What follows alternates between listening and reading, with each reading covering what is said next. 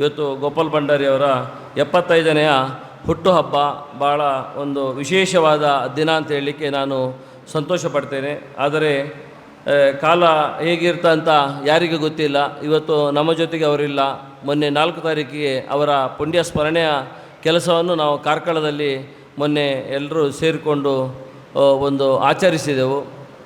ಒಬ್ಬ ಮನುಷ್ಯ ಹೇಗೆ ತನ್ನ ಸಾರ್ಥಕ ಜೀವನವನ್ನು ಮಾಡಿದ ಅಂತ ಹೇಳಲಿಕ್ಕೆ ಗೋಪಾಲ್ ಭಂಡಾರಿಗಿಂತ ಒಳ್ಳೆಯ ಉದಾಹರಣೆ ಯಾರು ಇರಲಿಕ್ಕಿಲ್ಲ. ಮನುಷ್ಯ ಹುಟ್ಟಿದಾಗ ಖಾಲಿ ಸಿರಿವಂತಿಗೆ ದುಡ್ಡು ಮಾತ್ರ ಒಂದು ಅವಕಾಶ ಸಿಕ್ಕಿದರೆ ಅದನ್ನು ಹೇಗೆ ಉಪಯೋಗಿಸಿಕೊಂಡು ಜನಾರ್ದನರಾಗಿ ಹೇಗೆ ಬದುಕ್ಬೋದು ಅನ್ನೋನು ಇಡೀ ಸಮಾಜಕ್ಕೆ ತೋರಿಕೊಟ್ಟ ಶ್ರೇಷ್ಠ ವ್ಯಕ್ತಿಗಳಲ್ಲಿ ಯಾರಾದರೆ ಅದು ಗೋಪಾಲ್ ಭಂಡಾರಿ ಅಂತ ಭಾಳ ಹೆಮ್ಮೆಯಿಂದ ನಾನು ಹೇಳ್ತೇನೆ.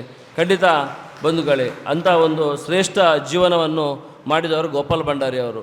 ಯಾಕಂತ ಹೇಳ್ತಾರೆ ಅಂದರೆ ಮನ್ಯಾತ್ ಪೂಜಾರಿ ಅವರು ಮಾತಾಡುವಾಗ ನೆನಪಡ್ಕೊಂಡ್ರು, ಉಳುವನೇ ಒಡೆಯ ಅಂತ ಕಾನೂನು ಬಂದಾಗ ಆಗಿನ ಕಾಲದಲ್ಲಿ ಅಂಥ ಒಂದು ಎಲ್ಲ ಬಲಿಷ್ಠ ಜಮೀನ್ದಾರರ ಎದುರು ನಿಂತು ಪಾಪದವನಿಗೆ ಸಹಾಯ ಮಾಡಬೇಕೆನ್ನ ವೀರಪ್ಪ ಮೊಯ್ಲಿಯವರು ಹಾಗೂ ದೇವರಾಜ ಅರಸು ಅವರ ನಿರ್ದೇಶನವನ್ನು ಯಥಾವತ್ತವಾಗಿ ಪಾಲಿಸಿ ಇಡೀ ರಾಜ್ಯದಲ್ಲಿ ಎಲ್ಲಿಯಾದರೂ ಅದು ಒಳ್ಳೆಯ ರೀತಿಯಲ್ಲಿ ಇಂಪ್ಲಿಮೆಂಟ್ ಆಗಿದ್ದರೆ ಅದು ನಮ್ಮ ಕಾರ್ಕಳದಲ್ಲಿ ಆಗಿದೆ. ಅದಕ್ಕೆ ಮೂಲ ಕಾರಣ ಗೋಪಾಲ್ ಭಂಡಾರಿ ಒಬ್ಬರು ಅಂತ ಹೇಳಲಿಕ್ಕೆ ನಾನು ಭಾಳ ಸಂತೋಷ ಪಡ್ತೇನೆ. ಅದನ್ನು ಹೇಗೆ ಕೊಟ್ಟಿದ್ದಾರೆ ಅಂದರೆ ಈಗಿನ ರಾಜಕಾರಣಿಗಳಿಗೆಲ್ಲ ಅಪವಾದ ಎನ್ನುವ ಹಾಗೆ ಒಂದು ಭ್ರಷ್ಟಾಚಾರ ರಹಿತವಾಗಿ, ಅದೇ ರೀತಿ ಯಾವುದೇ ದ್ವೇಷ ರಾಜಕಾರಣ ಇಲ್ಲದೆ, ಇದು ಇಂದಿನ ರಾಜಕಾರಣದಲ್ಲಿ ಬಹಳ ಮುಖ್ಯ. ಭ್ರಷ್ಟಾಚಾರ ರಹಿತ ಮತ್ತು ದ್ವೇಷ ರಾಜಕಾರಣ ಮಾಡಿದ ಒಬ್ಬ ರಾಜಕಾರಣ ಮಾಡ್ತಾನಂತಾದರೆ ಅದರಿಗಿಂತ ದೊಡ್ಡ ಶ್ರೇಷ್ಠ ರಾಜಕೀಯ ಇಲ್ಲ. ಇವತ್ತು ನಾವೆಲ್ಲ ಈ ಮೈಕದ ಎದುರು ಬಂದು ನಿಂತುಕೊಂಡಿದ್ದೇವೆ, ಮಾತಾಡ್ತಿದ್ದೇವೆ ಅಂತ ಹೇಳಿದರೆ ಅದಕ್ಕೆ ಗೋಪಾಲ್ ಭಂಡಾರ ಪ್ರೇರಣೆ ಅಂತ ಭಾಳ ಹೆಮ್ಮೆಯಿಂದ ಹಾಗೂ ಅಭಿಮಾನದಿಂದ ನಾನು ಯಾವತ್ತೂ ನೆನೆಸ್ಕೊಳ್ತಿದ್ದೇನೆ ಜೀವನದಲ್ಲಿ. ಯಾಕಂದರೆ ನಾವೆಲ್ಲ ಸಣ್ಣದಿಂದ ಇಲ್ಲಿ ಬರುವಾಗ ಪ್ರಸನ್ನ ಬಳ್ಳಾಳರ ಕಾಲದಿಂದ ಈ ಒಂದು ರಾಜಕೀಯ ವ್ಯವಸ್ಥೆಯನ್ನು ನೋಡ್ತಾ ಬಂದವರು. ಆಗ ಬಂದಾಗ ಹೆಬ್ರಿ ಬಂದರೆ ಗೋಪಾಲ್ ಭಂಡಾರ ಮನೆಗೆ ಹೋಗಿಯೇ ನಮ್ಮ ದಿನದ ಕೆಲಸವನ್ನು ಸ್ಟಾರ್ಟ್ ಮಾಡೋದು. ಅವರ ಹತ್ರ ಹೋಗಿ ಮಾತನಾಡೋದು ಅಂದೇಳಿ ನಮಗೆ ಭಾಳ ಅಭಿಮಾನ. ನಾನು ಮೊನ್ನೆ ಕಾರ್ಕಳದಲ್ಲಿ ಮಾತನಾಡುವ ಸಹ ಹೇಳಿದೆ. ಅವರು ಮುನಿಯಾಲ್ನಲ್ಲಿ ಪಾಸ್ ಆಗ್ತಿರುವಾಗ ಅವರ ಅಂಬಾಸೆಡ್ರ್ ಕಾರ್ ಇತ್ತು, 1144 ಅವ್ರದ್ದು ಕಾರ್ ಇತ್ತು, ಒಂದು ನಂಬರ್ ಇದು. ಆ ಕಾರಲ್ಲಿ ಬರುವಾಗ ಅವರು ಕೈ ಎತ್ತಿದ್ರೆ ಸಾಕು, ನಮ್ಗೆ ಆ ದಿವಸ ಊಟ ಮಾಡಿದಷ್ಟು ಸಂತೋಷ.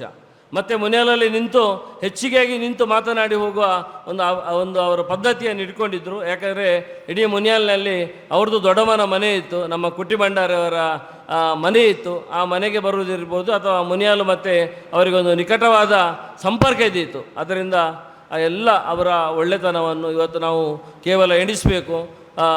ದೊಡ್ಡ ಅಂದರೆ ವ್ಯಕ್ತಿಗಳು ಹೀಗೆ ಅಂತ ಶಂಕರಾಚಾರ್ಯರು ಅಥವಾ ಸ್ವಾಮಿ ವಿವೇಕಾನಂದರು ಅವರೆಲ್ಲ ಅಲ್ಪಾಯುಷ್ಯದಲ್ಲಿ ತೀರ್ಕೊಂಡರಂತ ನಮಗೆಲ್ಲ ಗೊತ್ತಿದೆ, 29 ವರ್ಷದಲ್ಲಿ 40 ವರ್ಷದಲ್ಲಿ. ಅದೇ ರೀತಿ ಗೋಪಾಲ್ ಭಂಡಾರಿ ಅವರು ಅಷ್ಟು ಒಳ್ಳೆಯದಾದಕ್ಕೆ ದೇವರನ್ನು ಬೇಗ ಕರ್ಕೊಂಡು ಹೋದ್ರ ಅಂತ ಎಣಿಸ್ತದೆ. ಯಾಕಂದರೆ ಒಳ್ಳೆಯವರಿಗೆ ಬೇಗ ಸಾವು ಅಂತ ನಾವು ಇಂದಿನ ಸಮಾಜದಲ್ಲಿ ನೋಡ್ತಾ ಇದ್ದೇವೆ. ಅಂಥ ಒಂದು ನಮಗೆಲ್ಲ ರಾಜಕೀಯವಾಗಿರ್ಬೋದು, ಸಾಮಾಜಿಕವಾಗಿರ್ಬೋದು ಅಥವಾ ನಮ್ಮ ಜೀವನದ ಯಾವುದೇ ಒಂದು ಘಟ್ಟದಲ್ಲಿಯೂ ನಮಗೆ ಯಾವಾಗಲೂ ದಾರ್ಶನಿಕರಾಗಿ ತೋರುವವರು ಯಾರು, ಗೋಪಾಲ್ ಭಂಡಾರಿಗೆ ಯಾರು ಸಾಟಿ ಕೇಳಿದರೆ ಅದಕ್ಕೆ ಗೋಪಾಲ್ ಭಂಡಾರೇ ಸಾಟಿ ಅಂತ ಹೇಳಬೇಕು. ಇಂದು ತಮ್ಮಲ್ಲಿ ದುಡ್ಡು ಇದ್ಕೊಂಡು ದುಡ್ಡು ತಗೊಳ್ಳದೆ ರಾಜಕೀಯ ಮಾಡುವವರು ಅಥವಾ ಶಿಸ್ತಲ್ಲಿರೋ ತುಂಬ ಜನ ಇರ್ಬೋದು. ಆದರೆ ಅವರದ್ದು ಸ್ವಂತಿಕೆಗಾಗಿ ಅಷ್ಟು ದೊಡ್ಡ ಶ್ರೀಮಂತರು ಅಲ್ಲದಿದ್ದರು, ಆಗ ದುಡ್ಡು ಎಷ್ಟು ಮಾಡುವ ಅವಕಾಶ ಇದ್ರೂ ಅದನ್ನೆಲ್ಲವನ್ನು ಬಿಟ್ಟು ನನಗೆ ದೇವರೊಂದು ಒಳ್ಳೆಯ ಜನರ ಸೇವೆ ಮಾಡಲಿಕ್ಕೆ ಅವಕಾಶ ಕೊಟ್ಟಿದ್ದಾರೆ. ಅದಕ್ಕೆ ಎಲ್ಲಿ ಸಹ ಕಪ್ಪು ಚುಕ್ಕೆ ಬಾರದ ರೀತಿಯಲ್ಲಿ ತನ್ನ ಜೀವನವನ್ನು ನಡೆಸಬೇಕಂತೇಳಿ ಜೀವನದ ಪ್ರತಿಯೊಂದು ಘಟ್ಟದಲ್ಲಿಯೂ ತನ್ನ ಆ ಒಂದು ಆದರ್ಶವನ್ನು ಪಾಲಿಸಿ ಜೀವನವನ್ನು ಮಾಡಿದವರು ಯಾರು ಕೇಳಿದರೆ ಶ್ರೇಷ್ಠ ವ್ಯಕ್ತಿತ್ವದ ಗೋಪಾಲ್ ಭಂಡಾರು. ಅದೇ ರೀತಿ ಅವರ ಮನೆಯವರಿರ್ಬೋದು, ಅವರ ಮಕ್ಕಳಿರ್ಬೋದು, ಅವರ ಇಡೀ ಕುಟುಂಬ ಇರ್ಬೋದು, ಅವರ ಧರ್ಮಪತ್ನಿ ಇರ್ಬೋದು, ಅವರನ್ನು ಸಹ ನೆನೆಸ್ಕೊಳ್ಳೋದು ನಾವು ಬಹಳ ಮುಖ್ಯ. ಒಬ್ಬ ಶ್ರೇಷ್ಠ ವ್ಯಕ್ತಿ ಇದ್ದರೆ ಅದರ ಹಿಂದೆ ಶ್ರೇಷ್ಠ ಒಂದು ಮಹಿಳೆ ಇರ್ತಾ ಅಂತ ನಾವು ಕೇಳಿದ್ದೇವೆ. ಆ ಒಂದು ನಿಟ್ಟಿನಲ್ಲಿ ಇವತ್ತವರ ಧರ್ಮಪತ್ನಿ ಅಮ್ಮನವರು ನಾವು ನೆನೆಸ್ಕೊಳ್ಬೇಕು. ಯಾಕಂದರೆ ಯಾವತ್ತೂ ಅವರು ರಾಜಕೀಯದಲ್ಲಿ 40ರಿಂದ 45 ವರ್ಷ ಕಾಲ ಅವರಿಗೆ ಕಾರ್ಕಳ, ಹೆಬ್ರಿ, ಇಡೀ ಕಾರ್ಕಳ ತಾಲೂಕು ಅಥವಾ ಕಾರ್ಕಳ ವಿಧಾನಸಭಾ ಕ್ಷೇತ್ರ ಮಾತ್ರ ಅಲ್ಲ, ಉಡುಪಿ ಜಿಲ್ಲೆಯಲ್ಲಿ ಒಂದು ಒಳ್ಳೆಯ ಹೆಸರನ್ನು ಇಟ್ಕೊಂಡು ರಾಜಕೀಯ ಮಾಡಿದವರು. ಯಾವತ್ತೂ ಅವರು ಯಾವುದೇ ರಾಜಕೀಯದ ಪಕ್ಕಸ ಬಾರದೆ ಭಾಳ ಒಂದು ಒಳ್ಳೆಯ ರೀತಿಯಲ್ಲಿ ಸ್ಫೂರ್ತಿಯ ಚಿಲುಮೆಯಾಗಿದ್ದವರು ಅವರ ಧರ್ಮಪತ್ನಿಯವರನ್ನು ನಾವು ನೆನೆಸ್ಕೊಳ್ಳುವ ಅವಶ್ಯಕತೆ ಇದೆ. ಆ ನಿಟ್ಟಿನಲ್ಲಿ ನೀರೆ ಕೃಷ್ಣಣ್ಣನವರು ಯಾವುದಾದ್ರು ಒಂದು ಕೆಲಸ ಮಾಡಿದರೆ ಅದರೊಂದು ಯಾವುದಾದ್ರು ಒಂದು ಒಳ್ಳೆತನವನ್ನು ಇಟ್ಕೊಂಡೇ ಮಾಡ್ತಾರೆ ಅಥವಾ ಸದುದ್ದೇಶವನ್ನು ಇಟ್ಕೊಂಡೇ ಮಾಡ್ತಾರೆ. ಯಾಕಂದರೆ ಚಾರ ಸೈಟಿನ ಹೋರಾಟದಿಂದ ಅವರು ನೆನೆಸ್ಕೊಂಡು ಬರ್ಬೋದು. ಇವತ್ತು ಚಾರದಲ್ಲಿ ಅಷ್ಟು ಜನರಿಗೆ ಸೈಟ್ ಸಿಕ್ಕಿದರೆ ಅದೆಲ್ಲ ಆಗಿದ್ದರೆ ಅದರಲ್ಲಿ ನೀರೆ ಕೃಷ್ಣಣ್ಣವರ ಪಾತ್ರ ಹಿರಿದು ಅಂತ ನಾವು ಯಾವಾಗಲೂ ನೆನೆಸ್ಕೊಳ್ಬೇಕು. ಇವತ್ತು ಲಕ್ಷಗಟ್ಟಲೆ ಬೆಲೆ ಬಾಳುವ ಜಾಗ ಅವರು ಹೋರಾಟ ಮಾಡಿ ತೆಗೆಸಿಕೊಟ್ಟಿದ್ದಾರೆ.